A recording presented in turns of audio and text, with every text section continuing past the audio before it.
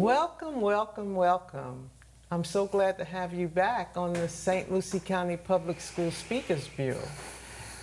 As some of you already know, we have guests that come on throughout the community who share their life story with us. And it's meant to motivate, encourage, and inspire all of us. I get so much inspiration as a school board member. I'm Dr. Donna Mills. I am part of the 5-member school board members here in the public school system. And I get so much from the guests that come on as they share their story. It gives me growth. And so hopefully you can sit back and enjoy this program and listen to our special guest. We have a very special guest that's on today with us. He happens to be my husband. And this is his first time being a guest on the Speakers Bureau. He did travel with me to schools and actually was a guest speaker at many of our high schools many years ago. But today, this is his first time coming into the studio and talking with us and sharing his life story. He's a native here, native born here in Fort Pierce, St. Lucie County. So at this time, I introduce my husband of 47 years, Reverend Kenneth Mills, and he is going to share his story and his life with us today. Thank you, hubby, for coming on. And he is the director, the CEO of Save Our Children, which has been in place here in this community for many years as well. And he's going to share how many years and talk a little bit about the program. It's a nonprofit that works with children after school and during the summer. So thank you, Reverend Pastor Kenny Mills, for coming on today. And would you please share with us exactly what is Save Our Children and what do you do there? Thank you, Dr. Mills. I got a couple of other names that I call you, but I'll keep it professional today. I'm so humbled and excited to be here with you on the Speakers Bureau. I remember when, this was a vision that was in your heart, something to do to help continue to educate the public of the good things that's going on in the St. Lucie County school system, and bringing people in like you've done over the past years has been tremendous. And so I'm so humbled to be here with you today. Now, the Save Our Children, Inc. program, it's a tutorial, recreational, social, academic enhancement program that this year, 2025, is 36 years in existence. And it's a program that we have, you and I together, started in the inner city of Fort Pierce, St. Lucie County, where we work with the children and families to help meet the needs of the children that we serve. We have, as you've said, tutorial help every day, 5 days a week, Monday through Friday, that we work with the kids when they come home from school. They don't actually come home, they come directly to the Save Our Children's program. From the school From their school that they attend. And we have a great relationship with the district where the parents have to pay a nominal fee for the kids to be dropped off directly to our program. And not only do we do that, we bring in speakers, we bring in mentors, we bring in volunteers, we bring in folks that help enhance the lives of the children that we impact. And as I said, our program this year is over 3.5 decades alive. And we have adults that have grown up in our program and in our ministry. So what made you, what caused you to decide to start a Save Our Children? What happened way back in the days that gave you the decision that you wanted to help children in this way? That's a great question. Thank you. Actually, it was from a calling that God had placed on my life. After my salvation, I had this vision of a field of babies 2 years old, no crying, no wet diapers, no Pampers, and they all were reaching up to heaven saying, Lord, give us our portion. And that started the vision. And then you and I both had a couple of series of dreams and visions that caused us to want to move into the area of helping children in Fort Pierce in St. Lucie County. So what are you doing now? I know you mentioned, you introduced earlier, cultural teachings, academics, and recreational. Okay. Yes. Enrichments. Right. So that, how did you go from that to this? Right. It started out spiritual. We set up a church. The name was the Bible Way Soul Saving Station. And as we were ministering to the community, we were feeding and passing out clothes and really working with the lives of people in what is known as North Fort Pierce, the Avenue D community. Okay. And then as we saw the children coming, we saw such a great need to really direct attention at the children. And that was really our passion, to move from the church calling to really do what we could do to help educate, help feed and clothe and service the children of that community. And that's how we moved from the church part of it to the nonprofit part of the academics. Okay. And we also feed children after school as well. Yes, When yes. they come in from after school. Yes, How much does it cost for children to get into, the parents to get their children into our program? You mentioned a minimal fee with the School district. And so can you tell us more about that? Because we may have parents out there that may be interested in getting their children or their child involved with Save Our Children. Right. Another great question, Dr. Mills. As the fee is for transportation from the school to our program, our fee is very nominal also, because it's one of the less prosperous communities in St. Lucie County, and we work with a lot of people that are low financial. And so we've been able over the past 30 years to be able to charge a registration fee. And we have a nominal registration fee, and we have a registration fee for the fall, and then we start again with a nominal registration fee for the summer. So our program is actually free. Okay, that's what I was waiting on. Yes, it's a free program, and we've had a lot of support from the St. Lucie County community that has helped us be able to keep our program free. Right. Just one other thing too about that, with this new environment that we're in and the new changes that the administration is bringing down, a lot of what we've been able to do in the past, we are having to now change that, because we don't have the dollars that we were getting from the federal government and certain other areas. So we're believing that the parents are going to do what they need to do, and not only the parents, but the community. When I look back in the years before Children's Service Council was here, we had to do it.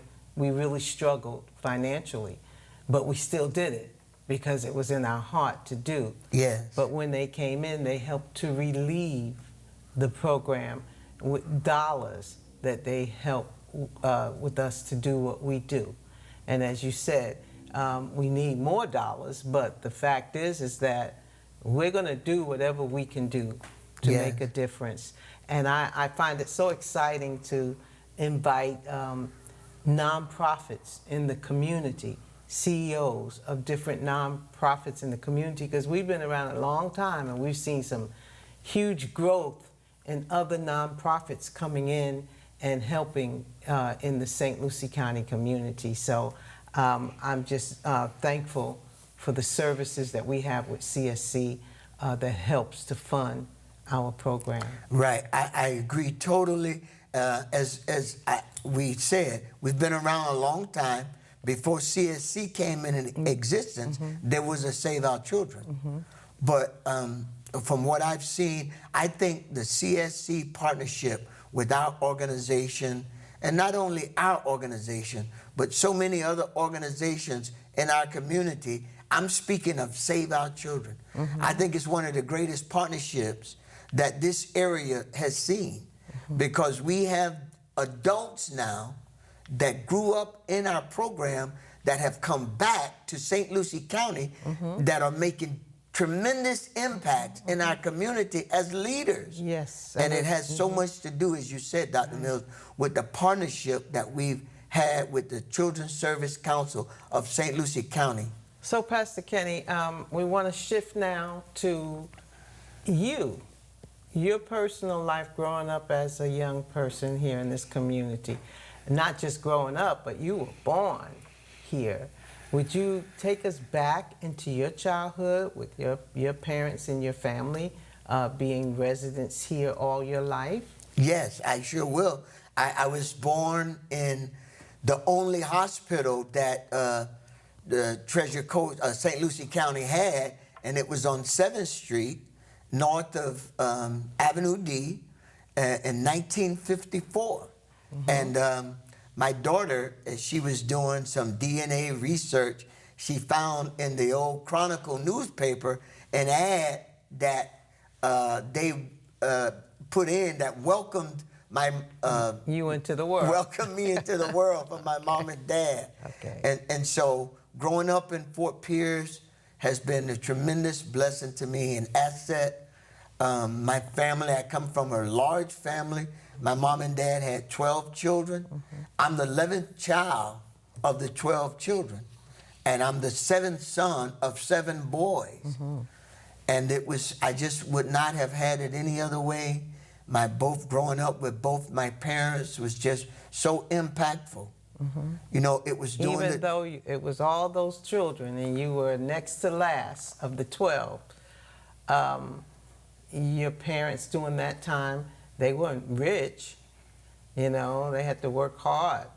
Can you give us a little history with that? Yeah, you know, you're right. We weren't rich, but we never went without food. You know, we didn't realize that we were considered poor until somebody crossed the canal bank, told us that we were poor. And back in those days, As children, the canal bank, Morris Creek, separated the white and black community. And growing up, I went first to, it used to be the Lincoln Park School, but it became Means Court Elementary. That's where I got my elementary education. And then I went to Francis K. Sweet. And, you know, I have such rich memories of the history of going to those schools.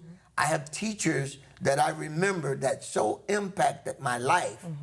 I remember in 1967, 68, when we had to get ready for desegregation.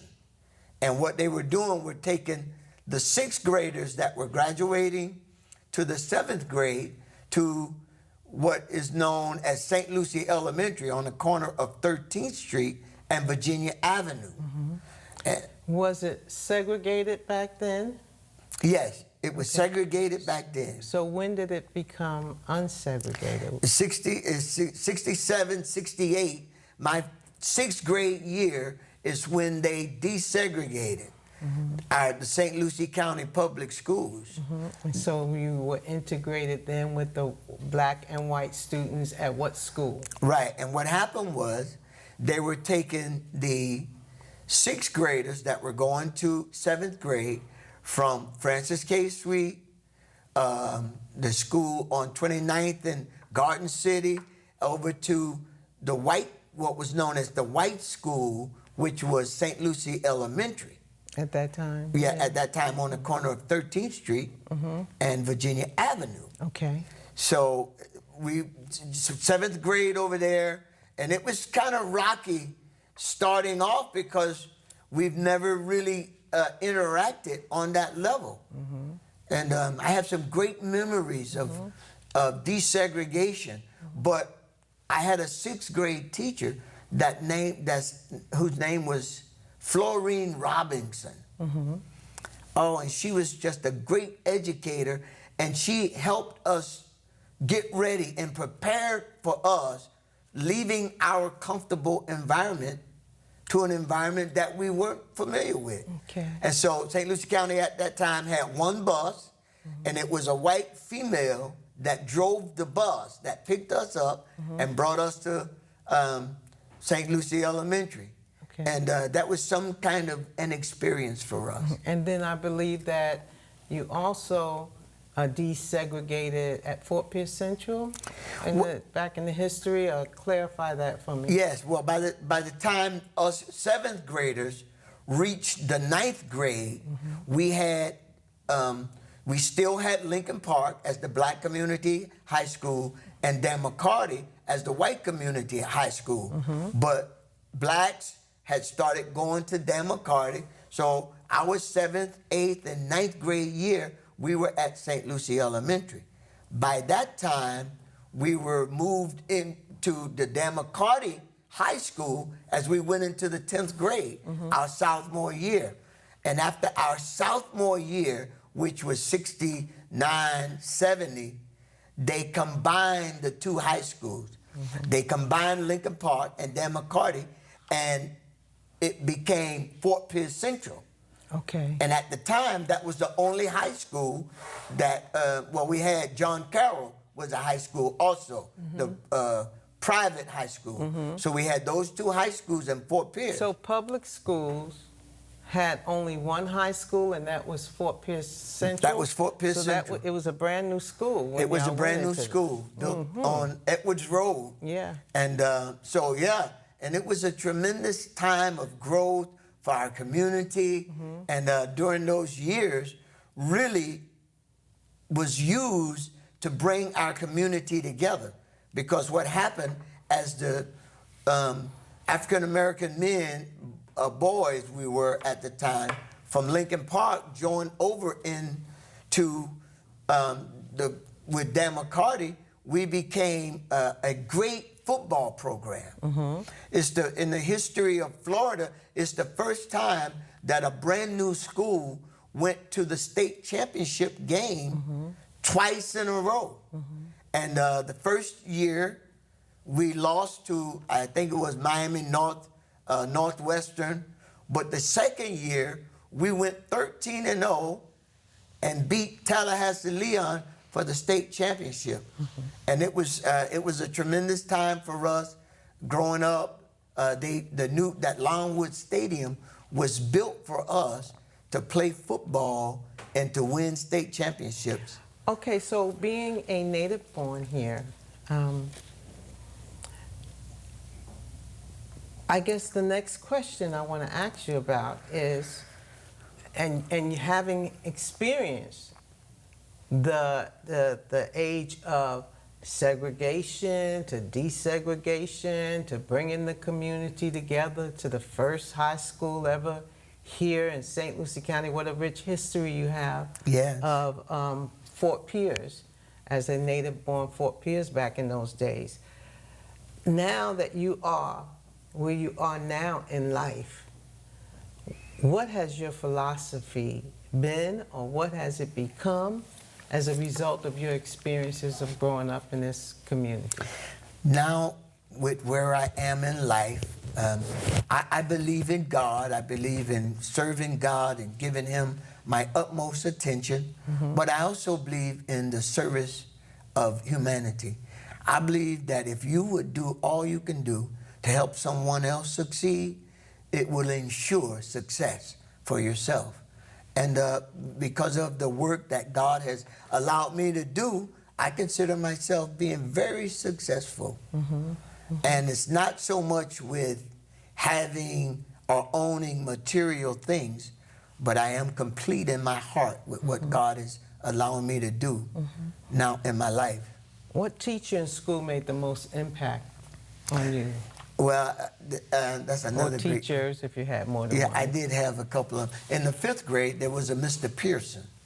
He was at Francis K. Sweet, and he was a male. He was like he was pro the girls, and back in those days they had discipline in the school district. I mentioned that to someone earlier, and one of the other speakers last month. Yes, and what he used was a ruler, and he would hit the guys on the knuckles with the ruler, and it would be so comical. You could see guys getting disciplined, and they would be doing all kind of dances and just trying to get through the punishment.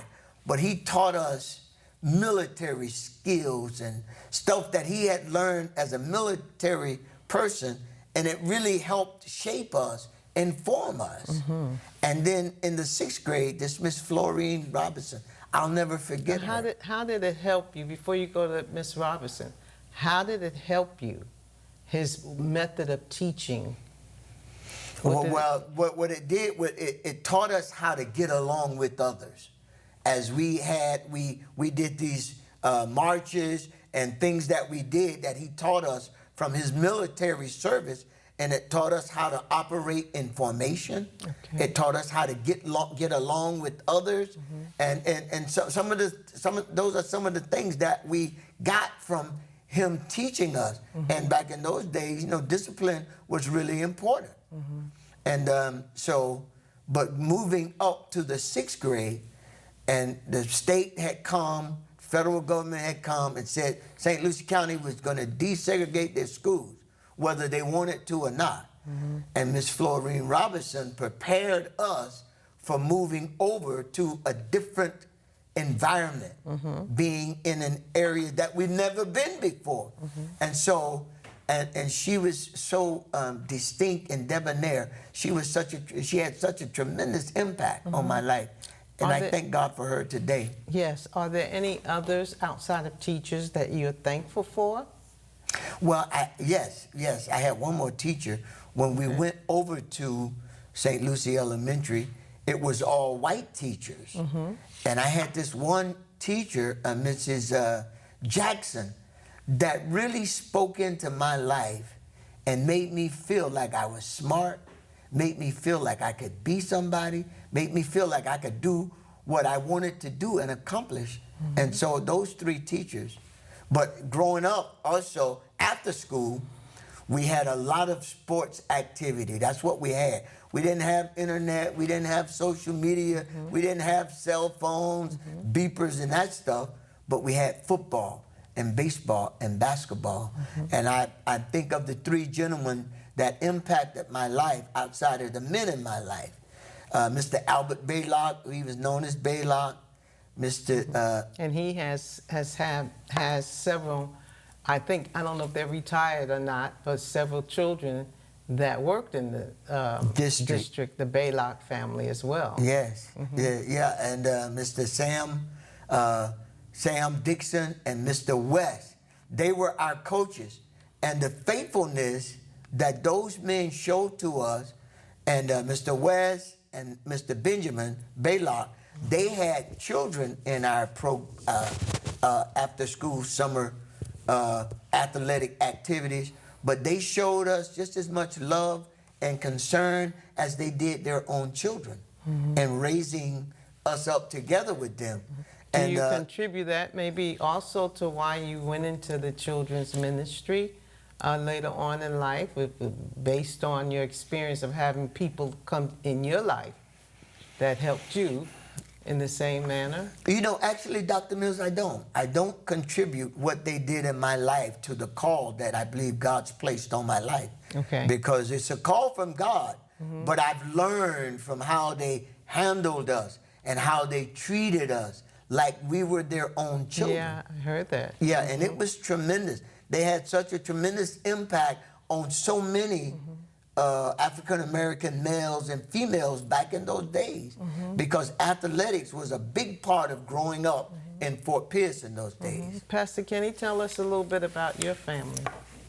Yes, my mom and dad, Pinky. No, I mean your immediate family. My immediate family. You already talked about. Yeah. Mom and dad was great. Yeah. Yeah. And I remember your mom, great woman of God. Yeah. And how much she loved you guys. But I wanted you to share a little bit about your current family. Yes. And then talk about a little bit the worst of times. How did you get through your worst times. I will, Dr. Mills, and I'm so thankful again to God when I left Florida and moved into New Jersey, going to try to get into the service. I had a chance to meet you, the love of my life.